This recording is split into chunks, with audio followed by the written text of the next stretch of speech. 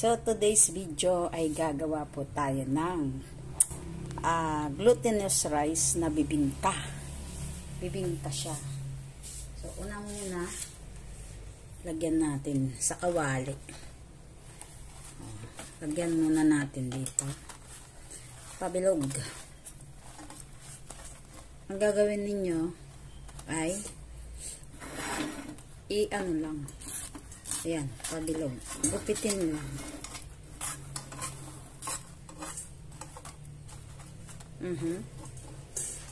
Pabilog. I-ano lang natin. Okay?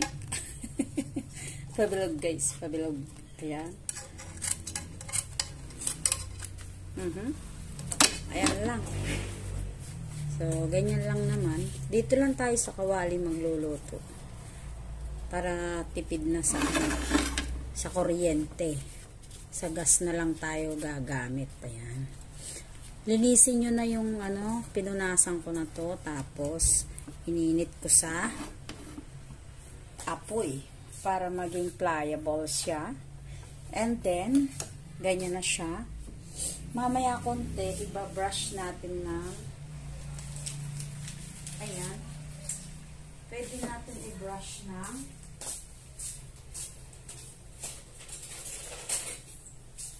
butter. So, iba-brush natin ng butter. Ito, oh. Ganyan-ganyan nyo lang. Brush natin ng butter para hindi siya didikit sa parang lang to parang tupig din.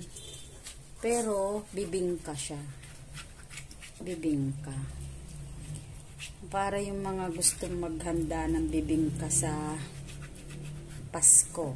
Mayroon na kayong handa. Di ba? Ganyan lang yan. Ang mabilis lang siya guys. And next, dito na tayo sa bowl natin. Ayan. Pasensya na kayo sa background natin kasi hindi siya ayan.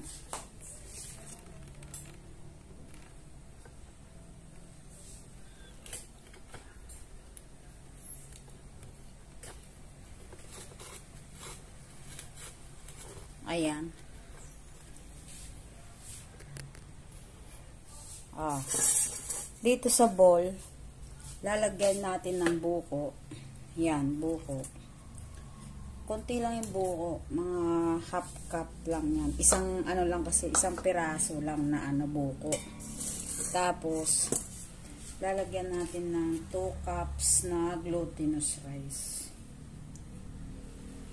Ganyan. 2 cups to. 2 cups na glutinous rice. Ayan. Tapos, lagyan din natin ng asukal. Mga half cup lang. Ayaw ko ng matamis.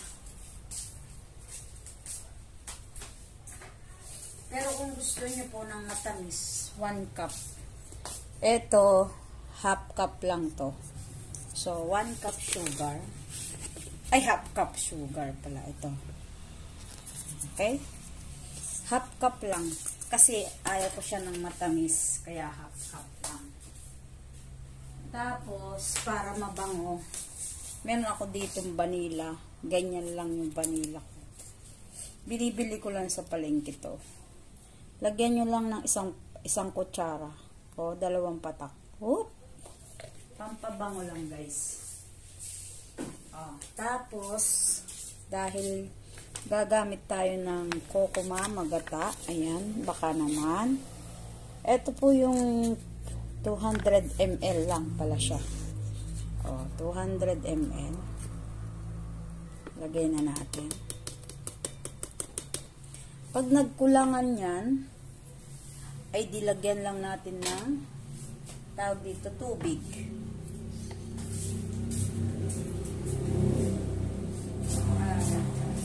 Gagamitin na natin yung mga binili natin na ayan. So, pag kulang pa, wag masyadong, hindi na po natin lalagyan ng itlog to ha. So, hindi ko na po nilagyan ng itlog. Kung ano lang po yung available dyan sa inyo. Ito, dito ko lalagay yung tubig.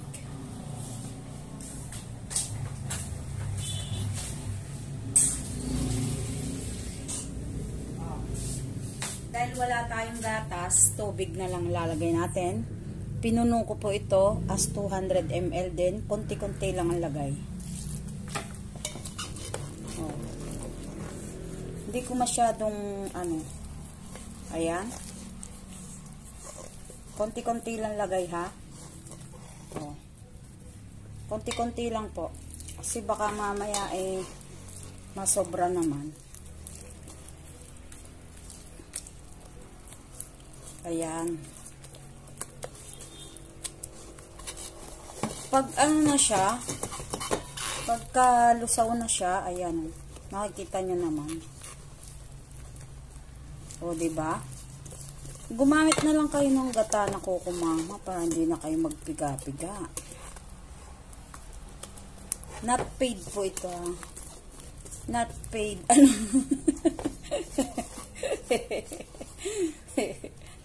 O, diba? So, yan yung natin. Pag ganito na yung consistency niya, ganyan na po yung niya. So, ibig sabihin po niyan, okay na siya, o. Kaya, konti-konti lang po yung tubig nyo. Ganun po yun. Actually, hindi pa naubos to, o. Hindi ko kasi nilalagay lahat. So, ganyan lang siya. Halo-haloin natin. And then, pagtapos na pong ganyan, ang i-next naman natin yung lagyan natin ng cheese. Tapos, cheese uli mamaya na malalagyan natin yung cheese sa ibabaw.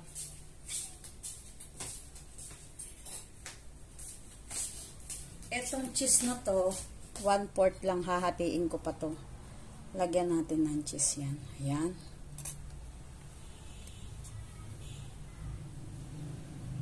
Okay? So, ganyan lang siya, guys.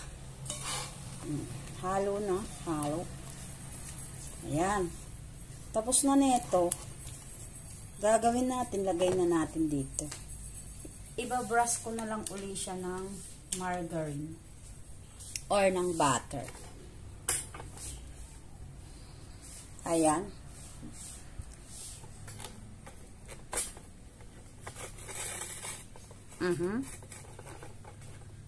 Ganyan siya.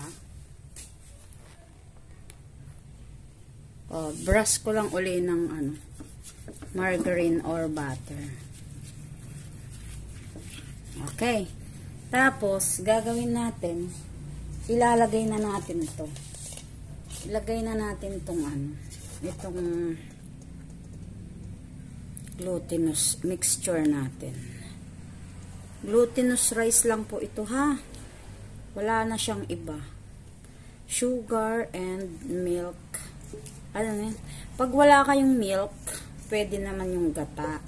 Pero ako, gata talaga yung nilalagay ko. Para masarap. O, diba? Tapos mamaya, pwede natin lagyan ng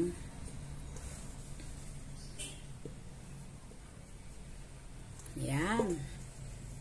Di pa naka-on yung neto.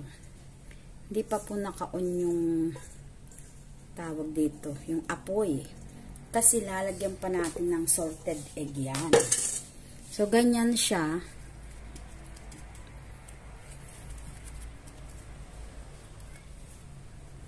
Yan. Medyo ikalat-kalat nyo lang. Para hindi siya maano sa gitna. Kalat nyo lang ganyan. Ayan. Tapos, lalagyan natin ng salted egg. Mamaya pa, pagka luto na. So, ngayon, takpan na natin. Lutuin natin sa mahinang apoy lang. Siguro, hindi ko tansyado kung mga 20 minutes sa kabila, 20 minutes sa kabila, or 10 minutes, something gano'n. First time natin gagawin to, kaya hindi natin alam. Hindi natin alam kung ilang minutes. Tansya-tansyahan lang po tayo. Ayan, babalikan natin yan after. Okay? So, ngayon naman, lalagyan natin ng brush ulit natin siya ng margarine. Iba-brush natin ng margarine to. Ganyan po. Iba-brush natin siya.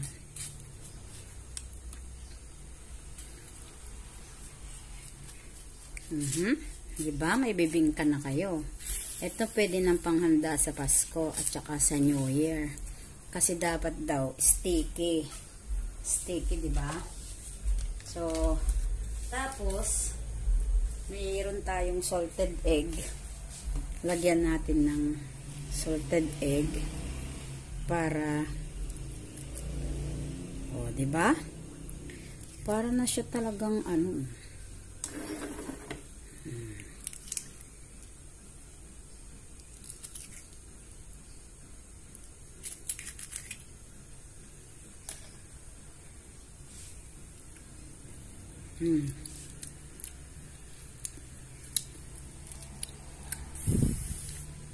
Huwag nyo nang isang egg lang po itong nilagay ko. Ayan. Tapos, yan. Ganyan lang. Meron na kayong meron na kayong handa sa Pasko at saka sa New Year. O, diba? Ganyan. Tapos, lalagyan natin ng cheese. Ilalagay na natin lahat to. O, diba?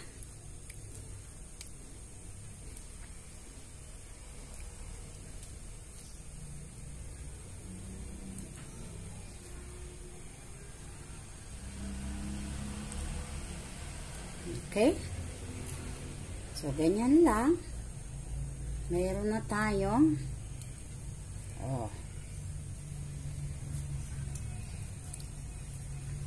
tapos takpan uli natin para maluto na siya, guys. Pero kung mayroon po kayong anong cheese yung tawag dito, yung mga melted cheese, mas maganda. Lagay nyo yung mga easy melt cheese, ganon. O kaya yung mga basta nagme-melt na cheese. Pwede rin, eto ginamit ko cheddar cheese lang yan. Kaya hintayin pa natin mga ilang minuto para sa luto na siya. Ayan, luto na ang ating. Wow! O, di ba? Lusaw na yung cheese. Oh. Wow. Luto na yan. Oh. Sure na yan. Luto na siya. O, di ba? Ahonin na po natin. Tapos, ilagay natin sa plato. Tapos natin hiwa-hiwain. Ay, nako. Sarapin. Patayin na, guys.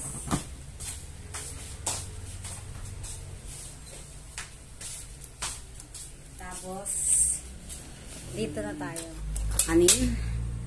Ang ating kakanin, guys. Lilipat na natin dito. Kakanin. Easy kakanin. Ang ating kakanin. Oh.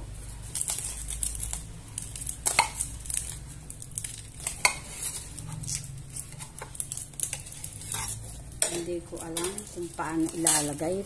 Mas maganda pala, ganun na lang. Ayan. So, yan po yung ating kanin. Tikman na natin. Ha, ha, ha, ha. Wow! Malambot naman din pala siya. Oh. Sticky na siya. Sticky and ano pala, oh.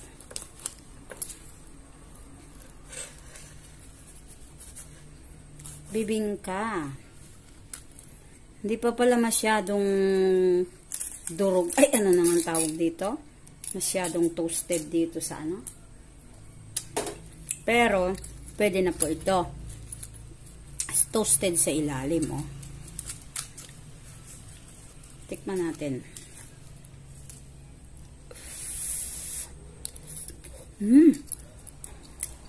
Yummy.